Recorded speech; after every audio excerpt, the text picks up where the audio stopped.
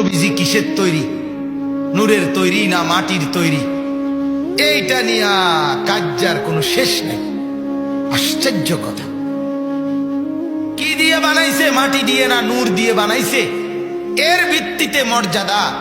আল্লাহর কোরআন পুরাটার মধ্যে অগণিত আয়াত আল্লাহ তাআলা রাসূলের মর্যাদার জন্য আল্লাহ তাআলা নির্ধারণ করে বলে রাখছেন। হাদিসে নবীজির অগণিত মর্যাদা আল্লাহ তাআলার পক্ষ থেকে নবী শুনাইয়া রাখছেন।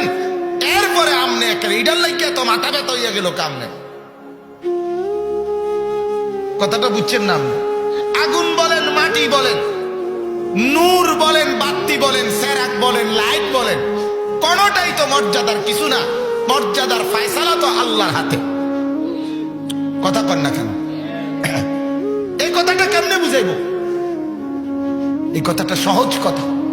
মর্যাদার ভিত্তি তো কি আতফাও না, মর্যাদার ভিত্তি তো আপনার আল্লাহ তাআলার ফয়সালা। আল্লাহ যদি দামি বানায় সে দামি, আল্লাহ যদি বেদামি বানায় সে ঘৃণিত। ঘৃণিত।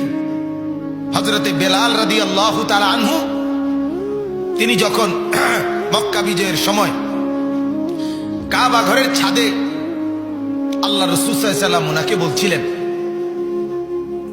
বেলাল কাবা ঘরের ছাদে দাঁড়িয়ে আজান দাও।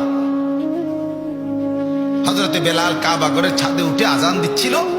মক্কার কুরাইশ কাফেররা চতুর্দিক থেকে তাকাইয়া বলতেছিল, আহ মুহাম্মদ, চোখের সামনে আমগরে কি বড় বেজ্জতিটা করলা।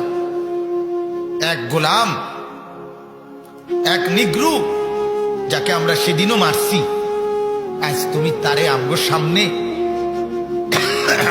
কাবা ঘরের ছাদে তুলে দিলা, কি করলা এটা? তখন আল্লাহ তাআলা কোরআনুল কারীমের মধ্যে বলছে, নবী, এটা মুয়াজ্জিন মসজিদের ছাদে উঠে আজান দিচ্ছে, আর বেঈমানরা বলতেছে এটা বেইজ্জতি করছে কাবা ঘরকে। আর ইজ্জত না বেইজ্জতি, এটা আমি বলতেছি। মুয়াজ্জিনের পক্ষে আমি কথা বলতেছি, আমার একটু কইতে দেন।